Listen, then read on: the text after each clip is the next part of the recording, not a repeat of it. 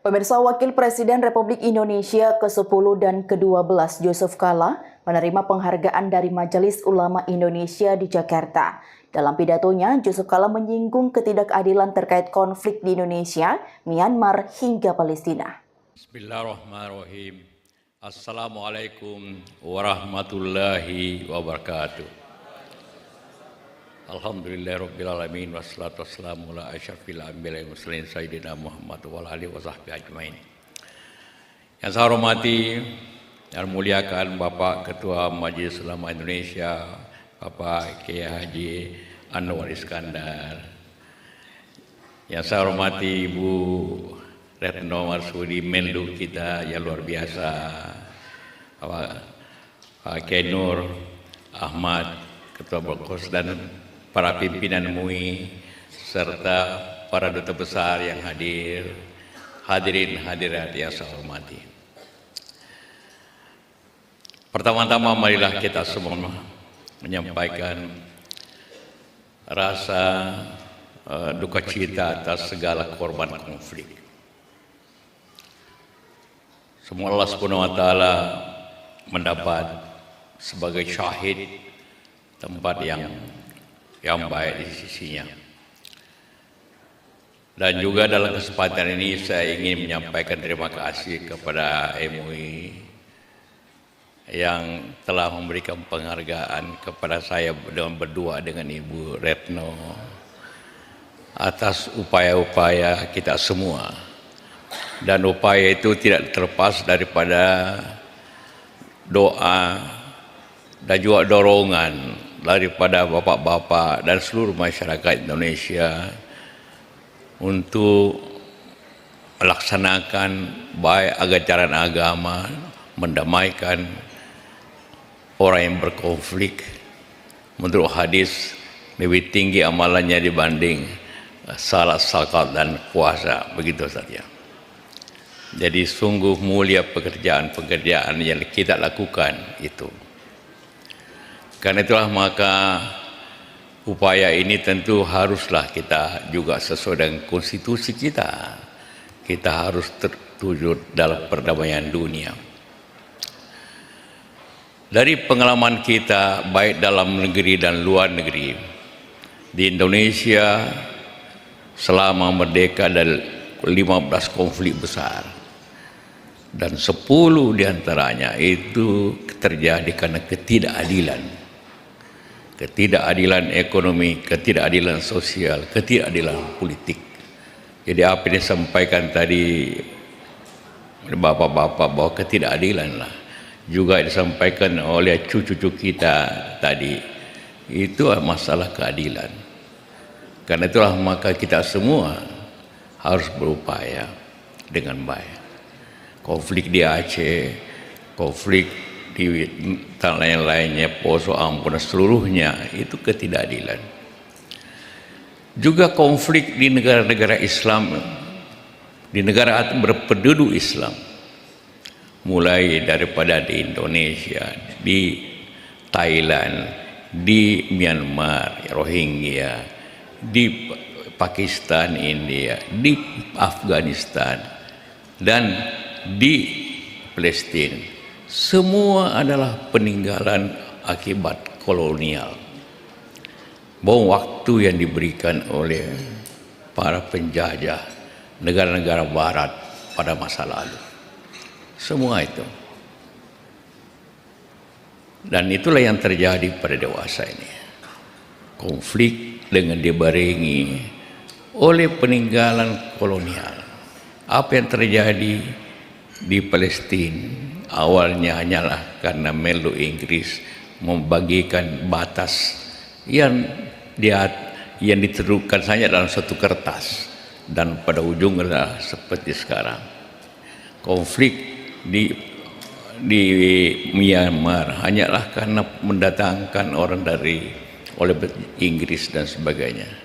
Konflik jadi hubungan antara warisan kolonial, kemudian ketidakadilan, dan juga karena upaya-upaya penguasaan ekonomi menyebabkanlah konflik dan penjajahan baru di muka bumi ini. Dan tentu ini sangat berbahaya pada masa datang. Juga tentu masalah agama ujungnya telah menimbulkan masalah-masalah seperti ini. Apa yang kita terjadi? Tentu kita sangat menghargai upaya para pejuang-pejuang dimanapun. Adalah keberanian dan juga perlawanan. Tapi keberanian saya tidak cukup. Sekarang ini apa yang terjadi kita lihat di Palestina. Keberanian para jihadis di Gaza, sekarang ini di Lebanon dan sebagainya. Luar biasa keberanian dan juga perjuangannya. Tapi kita tidak bisa melawan teknologi. Perang sekarang adalah perang teknologi yang kita tidak kuasai. Karena itulah maka pada masa datang tantangan kita bukan hanya tantangan dari pihak ingin menguasai, tapi tantangannya kepada teknologi. Negara-negara Islam tidaklah miskin, banyak negara Islam yang kaya luar biasa. Negara-negara penghasil minyak di Timur Tengah sungguh luar biasa kayanya. Tetapi tidak bisa hanya dengan kekayaan, tidak bisa hanya keberanian, tapi teknologi mengalahkan semuanya. Karena itulah maka doa kita dan upaya kita bukan hanya dalam menghadapi. Kalau kita hanya berteriak, kita hanya rapat umum, kita hanya rapat akbar, kita hanya setelah itu pulang ke rumah dengan segala upaya-upaya doa kita, tapi tanpa upaya menguasai teknologi, maka negara-negara Islam akan terkuasai apabila kita tidak menguasai itu. Jadi jangka panjang adalah di samping menjaga keadilan dalam negeri dan dimanapun di dunia ini, maka penguasaan ilmu dan teknologi harus menjadi bagian daripada upaya kita masa datang. Siapa yang membayangkan bahwa pager yang kecil itu bisa menjadi bom yang luar biasa? Hanya teknologi yang bisa mengatasi itu. Siapa yang bisa mengebom persis kena pimpinan daripada Hamas, Imam Sania, persis kena di kamarnya. Hanya teknologi yang bisa melaksanakan itu. Keberanian tidak bisa melawannya. Walaupun kita menghargai Afghanistan, bahwa dengan keberanian dia melawan 3 negara besar penjajahnya, Inggris, Rusia, Amerika, dia bisa kalahkan dengan keberanian.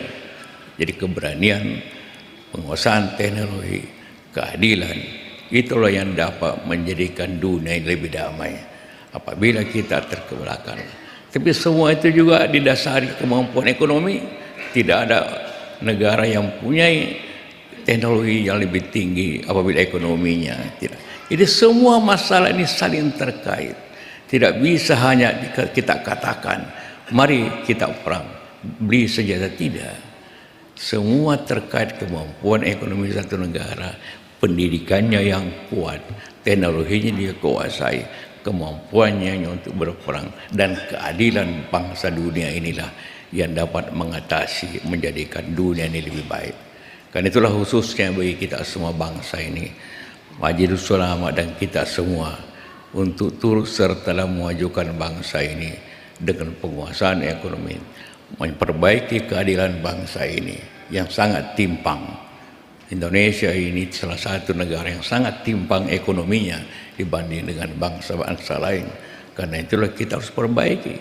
Kita tidak bisa hanya berkumpul di sini, berteriak di sini, mari kita ini hidup Palestina, hidup, tidak bisa. Netanyahu tidak peduli semuanya. Yang bisa mengalahkan itu hanya kemampuan teknologi.